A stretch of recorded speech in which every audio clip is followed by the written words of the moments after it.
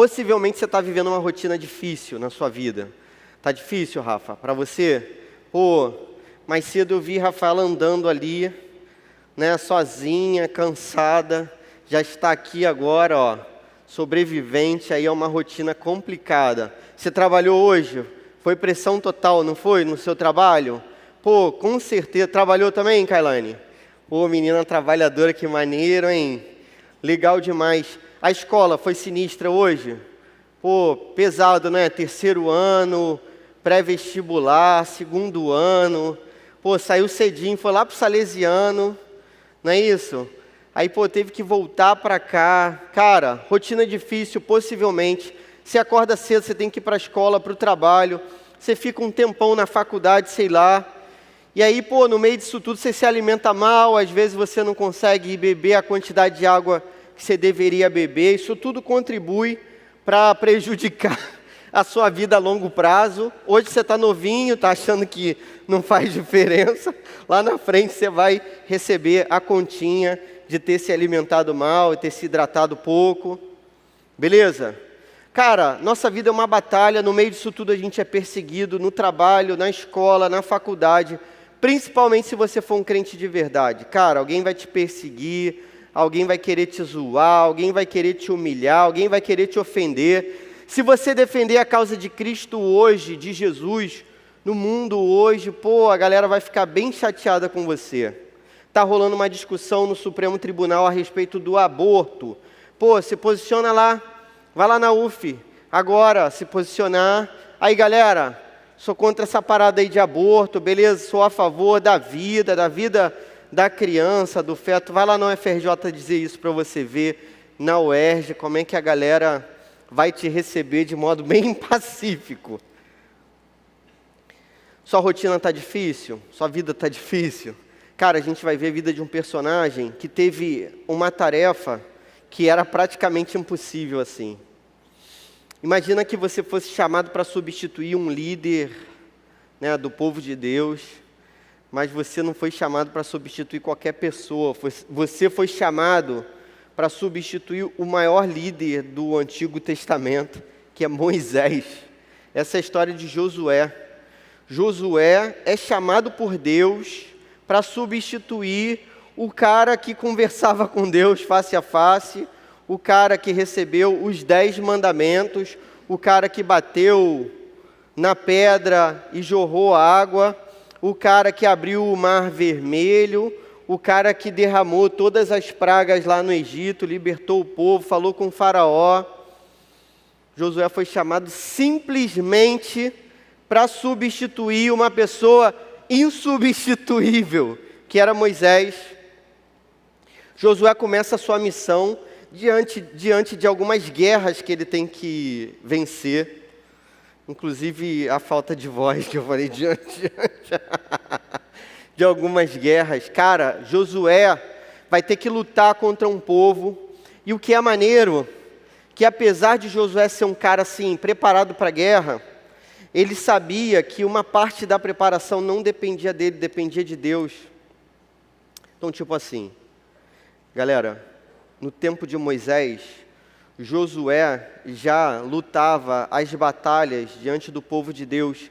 Você lembra que tem uma cena do Antigo Testamento muito marcante, em que Moisés tem que ficar com as mãos levantadas, para que o exército lá na frente, lá embaixo, Josué no alto da colina, com as mãos levantadas, quando Moisés estava com as mãos levantadas, o povo vencia.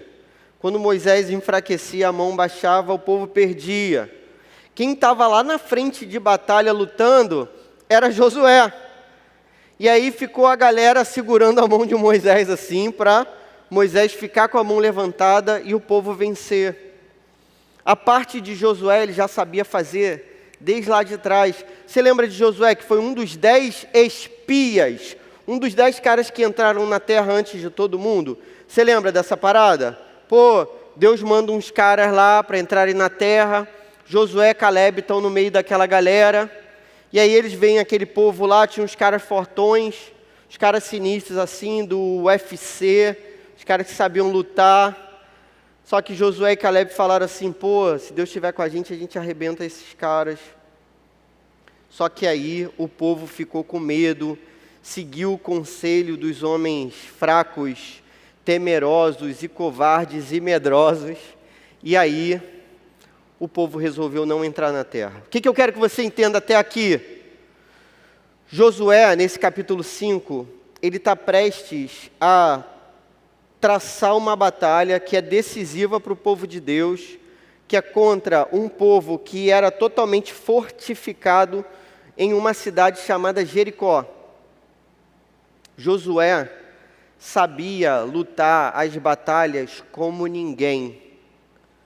Só que agora ele não é simplesmente o cara que está lá nas batalhas.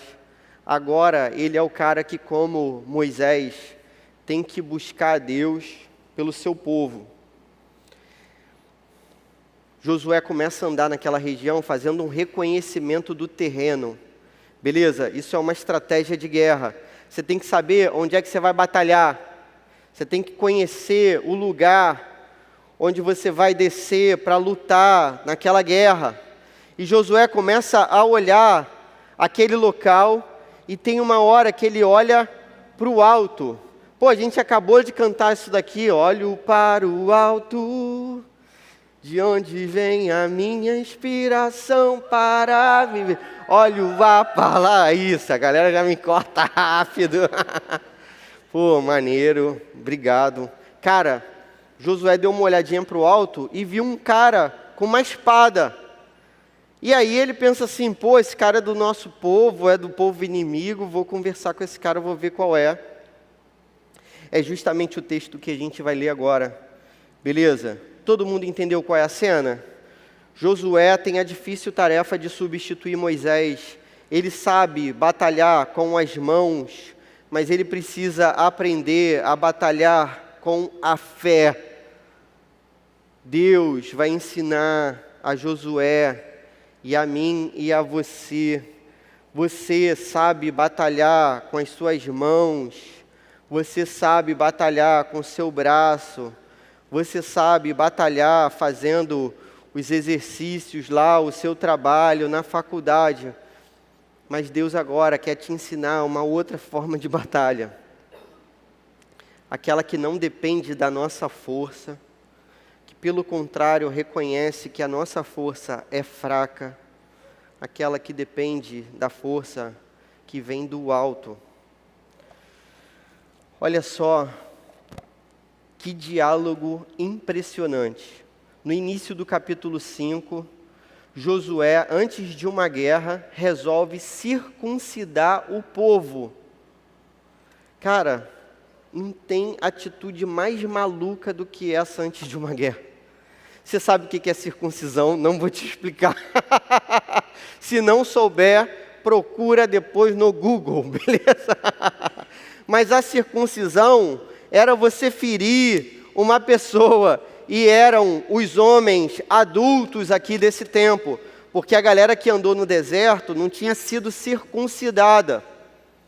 E Josué, antes da guerra, resolve ferir cada um dos homens do seu povo, antes da guerra, o que seria totalmente inapropriado. Pô, imagina que você tivesse os soldados e você vai ferir todos os seus soldados antes da guerra. É justamente isso que Josué vai fazer. E agora, Josué vai ter esse diálogo interessante. Olha só. Josué capítulo 5, verso 13 diz assim: estando Josué já perto de Jericó, olhou para cima, a música que a gente cantou agora, ó, e viu um homem em pé, empunhando uma espada.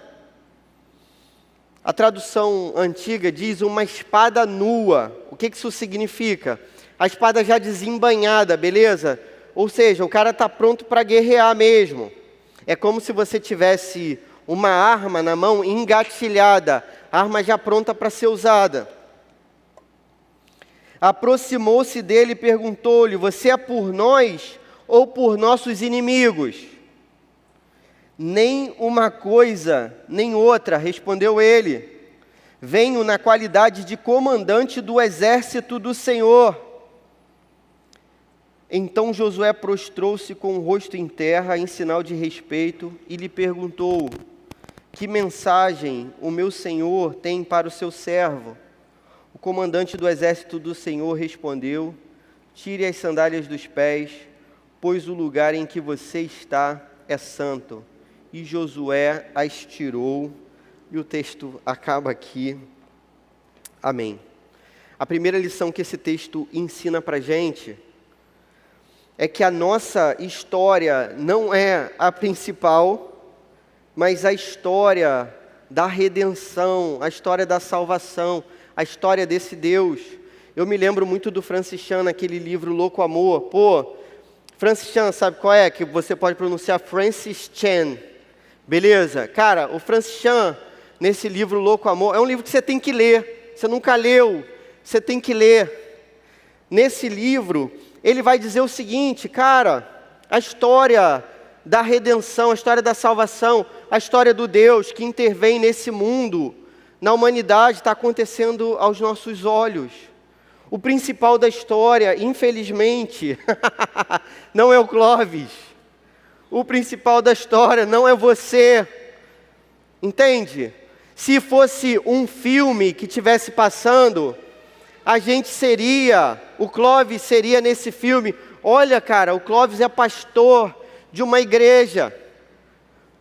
Se esse filme estivesse passando num cinema, a gente olhando para esse telão aqui, o filme da história do mundo passando aqui, talvez o Clóvis nem aparecesse na tela, fosse uma imagem desfocada. Nós não somos os atores principais, nós somos coadjuvantes. Uma vez eu apareci num programa de televisão, televisão, já existiu essa parada, beleza?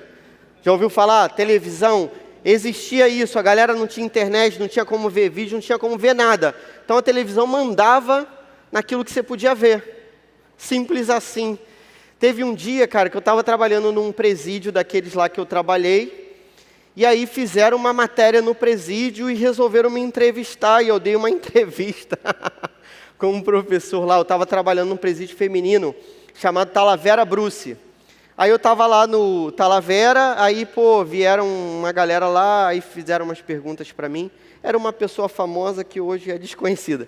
Mas aí essa pessoa famosa que hoje é desconhecida conversou comigo, e eu que sou desconhecido, sempre fui desconhecido, falei com ela, apareci na televisão. Aí minha tia viu o programa, me ligou.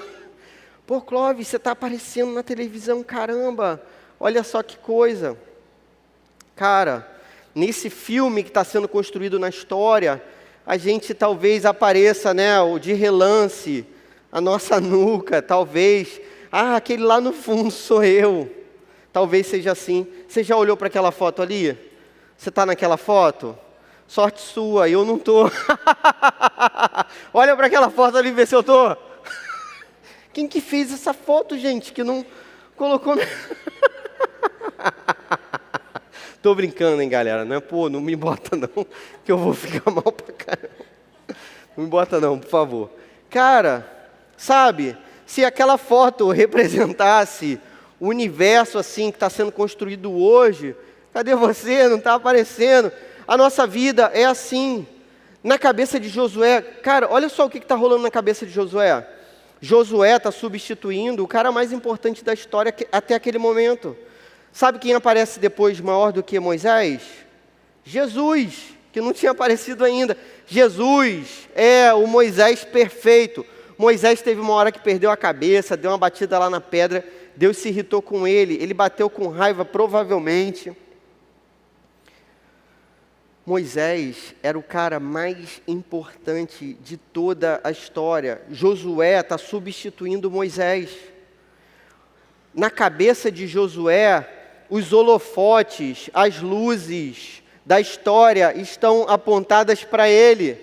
Ele está guiando o povo de Deus. Ele parece ser o protagonista da história. Mas olha só que coisa louca, quando ele pergunta para o comandante do exército de Jeová, né? Está aqui, Senhor com letra maiúscula, quando tem Senhor com tudo maiúsculo, a primeira maiúscula maior e as outras maiúsculas menores, esse Senhor aqui, a gente chama essa estrutura de versalete. Quando está assim em versalete, significa Javé, Yavé, Jeová, é o nome de Deus, o eu sou. O comandante do exército do eu sou, do Deus Todo-Poderoso, está aqui diante dele. Aí ele fala para esse comandante assim: cara, você é por nós ou por nossos inimigos? Tipo assim, você está do nosso lado ou você é contra a gente? Que aí, pô, a gente vai lutar agora. Sabe o que o comandante do exército diz para ele? Nem uma coisa nem outra. Porque o comandante do exército celestial está do lado de Deus. Às vezes, é isso que você tem que entender, às vezes a gente pensa que Deus tem que estar do nosso lado, na nossa história. Mas a nossa história não é a mais importante. É a história de Deus que é a mais importante. Do Deus que intervém, do Deus que se relaciona, do Deus que fala conosco. Então não é Deus que tem que estar no nosso lado, é a gente que tem que estar do lado de Deus. O anjo não está do lado de Josué, nem da galera de Jericó. O anjo está do lado de Deus e Josué tem que estar do lado de Deus. E a gente tem que estar do lado de Deus. A história mais importante não é a nossa. A história mais importante é a história do Deus que salva. Essa é a história mais importante. Por isso, a gente tem que orar e por isso a gente tem que tentar estar do lado de Deus. Sua vida está difícil? Pô, passou o terror hoje? Sofreu no trabalho, na faculdade, na escola? Pô, foi brabo pra caramba pegar esse trânsito para Santa Rosa e voltar? Você deve se perguntar assim: Deus, eu estou do seu lado? Mas Senhor, você está do meu lado? É claro que está. Ele enviou o Filho dele para te salvar. Só que agora é você que tem que responder. Você está do lado dele. Segunda lição desse texto: se Deus é o mais importante, devemos adorá-lo em meio às necessidades da vida. O que o anjo, o comandante do exército celestial, o que esse personagem aqui, que a gente não sabe descrever exatamente quem seja, vai ensinar para Josué? Josué, você, no momento da guerra da sua vida, da guerra mais importante de todas, você que está sendo provado para ver se você é do tamanho de Moisés ou não, você que está carregando esse peso todo agora, cara, o mais importante na sua vida é adorar a Deus. Sua vida está doída? Na dor, você deve adorar a Deus. Qual é a mensagem de Deus para Josué? É: Josué, tira as sandalinhas do seu pé, se ajoelha, cara. O lugar que você está é santo. Você tem que me adorar. Você entende isso? Você nasceu para adorar a Deus. Você não nasceu para ganhar dinheiro. Você não nasceu para se formar numa faculdade. Você não nasceu para ter uma carreira. Você não nasceu para se casar. Você não nasceu para estar no UP. Você não nasceu para servir aqui no UP. Você nasceu para adorar a Deus. Foi para isso que você nasceu, para adorar a Deus. Esse é o principal, o objetivo da sua vida, é prestar adoração e culto e amar a esse Deus com todo o seu coração, força, alma e entendimento. Você nasceu para adorar esse Deus. Tem uma música de um cara chamado Alessandro Vilas Boas, ele diz isso: eu não nasci para encher o meu bolso de dinheiro, eu não nasci para encher a igreja de pessoas, eu nasci para te conhecer, Jesus. Eu nasci para te adorar, Jesus. E é justamente assim a nossa vida. Por mais que você pense que o maior objetivo da sua vida seja terminar a droga da escola, porque a escola está ruim, com certeza. Por mais que você pense que o objetivo da sua vida seja superar a maldita prova do Enem. O objetivo da sua vida não é esse. Se a sua vida tem girado em torno disso, a sua vida está caminhando no sentido errado.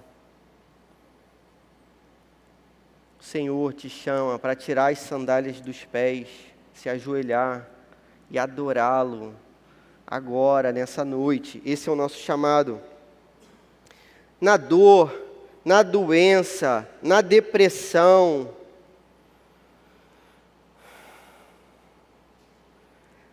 no meio da dor das pessoas que você mais ama, nas batalhas mais terríveis dessa vida, no perigo da morte, o seu objetivo e propósito principal é adorar o Deus da sua salvação. Amém? Terceira e última aplicação, lição. A nossa maior missão é adorar a Deus. É adorar a Deus. Essa é a sua missão. Josué tinha que vencer uma batalha terrível. Josué depois vai lutar com uma galera e tem uma hora que eles vão começar a perder. No entanto, o que é mais importante na vida de Josué é se ajoelhar diante de Deus. Se você tem servido aqui no UP e você não tem tido espaço na sua agenda corrida para sentar, ouvir a palavra, ouvir os louvores e adorar a esse Deus, você está errado. Eu sirvo todo dia, Clóvis, então não tenho tempo, porque um dia eu estou nesse serviço, outro estou no outro, estou ajudando em tudo, as pessoas estão sendo salvas e seu coração está endurecido. Só venho para servir, está vindo no dia errado. Lembra? 2 mulheres seguindo a Jesus. Uma fazendo todas as tarefas de casa. A outra ouvindo Jesus falar. A que estava fazendo tudo reclama e diz: pô, minha irmã aí está fazendo nada, eu estou fazendo tudo. Ela está parada aqui ouvindo. Jesus falou: olha, ela escolheu a melhor parte, isso não vai ser tirado dela. Você consegue entender? Se você vem uma vez por mês aqui para o UP, para servir, no dia que você serve, você tem que parar de servir. Você tem que vir uma vez no mês, que seja, a única vez que você pode vir aqui, não é? Então, maneiro, você vem, senta, se prostra, se ajoelha, adora esse Deus, é isso que você tem que fazer.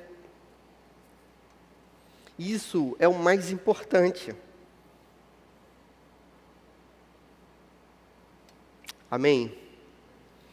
Como que você vai aplicar essa parada na sua vida? Primeira aplicação: busque o reino que é superior a essa vida passageira. Busque o reino que é superior a essa vida passageira. Jesus já te falou isso 1000 vezes. Busque, pois, em primeiro lugar, o reino de Deus e a sua justiça, e todas as coisas vão ser acrescentadas. O problema, irmãos, é que a gente sempre busca todas as coisas, achando que o reino de Deus vai ser acrescentado, e não vai ser. Porque Jesus disse que a ordem é essa: em primeiro lugar, o reino de Deus e sua justiça, e depois todas as coisas acrescentadas. Defina para você hoje o que é superior, o que é mais importante, o que é prioridade na sua vida. Você tem que definir isso. Você consegue entender?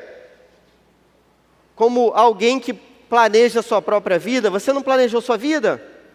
Quando você vai fazer uma faculdade, você não tem que pensar se você consegue ir, tem dinheiro de passagem, você tem dinheiro para se alimentar, na sua faculdade vai ter bandejão, 70 centavos, igual a melhor de todos do Brasil, ou não? Você tem que pensar nisso. Se não, você tem que calcular, consigo ir até o final desse negócio?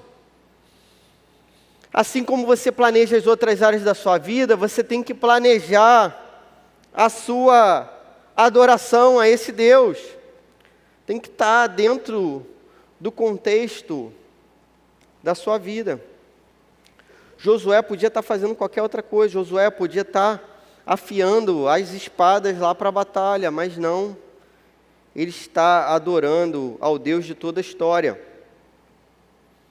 Segunda e última aplicação: adore o Deus que rege a história e salva a sua vida.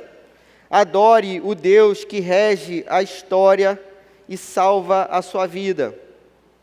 Em meio a todas as batalhas dessa vida, em meio a toda incerteza, a única coisa que é certa é que você nasceu para adorar esse Deus. É a única coisa que é certa.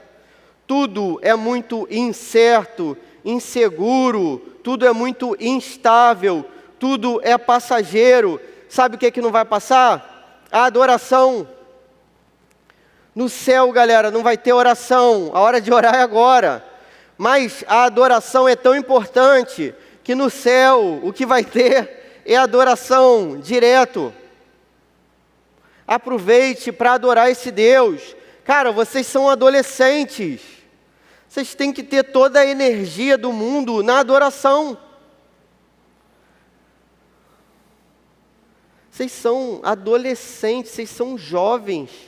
Vocês têm toda a força. Jovens, eu escrevi para vocês porque vocês são fortes. Venceram o maligno. Pô, na hora do louvor, galera, está assim, devagar. Mas a gente pode estar como a gente esteve há apenas 2 semanas. Beleza? Pulando com toda a força, com todo o nosso gás, com todo o nosso coração. Como adoração, você deve se planejar para, por exemplo, não consigo ficar com esse demônio na minha mão aqui, beleza? Esse filhotinho aqui do mal, esse Pokémon do mal aqui, não consigo ficar com esse troço na mão, porque me distraio. Cara, o que você faz? Modo avião, beleza? Até o final do culto. Ah, minha família precisa muito falar com você. Deus precisa mais. Pode ter certeza, fica tranquilo. Você está diante de Deus, cara. Está prestando culto a Deus. Ah, minha mãe ficou nervosa. Sua mãe provavelmente fica nervosa todo dia, como todas as mães, né? Todos os pais. Cara, você está diante de Deus, isso aqui é o mais importante. Então bota essa parada no modo avião. Para de se distrair. Usa a sua vida na adoração ao Deus que merece toda honra e glória e louvor. Por quê? Porque no meio dessa história de salvação, por algum motivo, Ele resolveu escolher a gente, motivo que a gente nem sabe.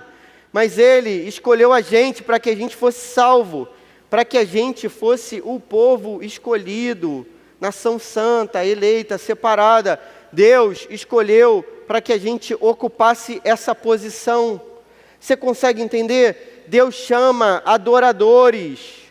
Deus chama adoradores. Se Ele te chamou, é porque você deve ser um adorador. Se você está aqui, é porque você deve ser um adorador. Se Ele te chamou, é especificamente para isso. Mais do que qualquer outra coisa, é para isso. Para você adorá-lo, cultuá-lo de todo o coração, até a sua voz acabar, igual a gente canta aqui. Tem que ser. Você não é mais o mesmo alguém, não é isso? Jesus não transformou? Você já abriu mão de quem você era para viver esse amor? Você está ligando para o que dizem? Você tem que levantar a mão, você tem que bater palma, você tem que pular, você tem que fazer isso diante de Deus, amém? Vamos orar? Senhor, muito obrigado pela bênção que a gente tem de saber que no meio de todas as batalhas dessa vida, você está presente e principalmente a gente pode ter paz no meio de todo esse caos, no meio de todas essas guerras. A gente pode ter paz na Tua presença. A gente pode, no nosso cotidiano, na nossa rotina, na nossa intimidade, tirar as sandálias dos nossos pés, se curvar diante de Você e Te adorar, Senhor, porque Você é digno de toda a honra, de toda a glória e de todo o louvor. Só Você é digno, Senhor. Só Você é digno da nossa vida. Só Você é digno das nossas forças. Só Você é digno do nosso tempo. Só Você é digno da nossa voz. Só Você, Senhor, o Deus da nossa salvação, o Deus que tem chamado adoradores para celebrar o Teu nome e glorificar o Teu nome para sempre. Que a nossa adoração do céu comece aqui na terra, Senhor. Em nome de Jesus, transforma, Pai, a vida desses adolescentes em pessoas que Te buscam em primeiro lugar e Te amam em primeiro lugar, de todo o coração, força, alma e entendimento, em pessoas que Te adoram de todo o coração. Que seja assim, Senhor. Que seja assim nessa noite, Senhor. Em nome de Jesus. Amém.